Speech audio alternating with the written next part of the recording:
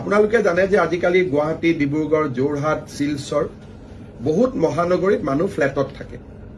যেতিয়া এবাৰ ফ্লেট নিৰ্মাণ হৈ যায় তাৰ পিছত ফ্লেটটো পৰিচালনা কৰাৰ দায়িত্ব ফ্লেটৰ আৱাসীসকলৰ। ফ্লেটত বহুত ৰিটায়াৰ্ড মানুহ থাকে। যেতিয়া ফ্লেটবোৰত কেতিয়াবা ট্ৰান্সফৰ্মাৰ নোহোৱা হৈ যায়, কেতিয়াবা পানীৰ ডিপ টিউবেল বনাব লাগে বা কেতিয়াবা ফ্লেটটোক মেৰামতি কৰিব লাগে, বিল্ডাৰজনেতো মেৰামতি নকৰে, বিল্ডাৰজনে তেওঁলোকক দি থৈ গুচি গ'ল, ৰাইজে কষ্ট পায়।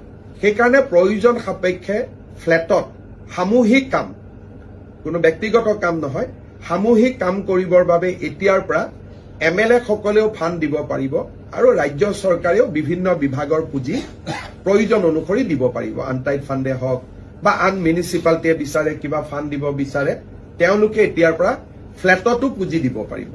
আগতে আমি গাঁৱত দিওঁ, নামঘৰত দিওঁ, মন্দিৰত দিওঁ, ৰাস্তাত দিওঁ, কিন্তু ফ্লেটত আমি কোনো সহায় নকৰোঁ।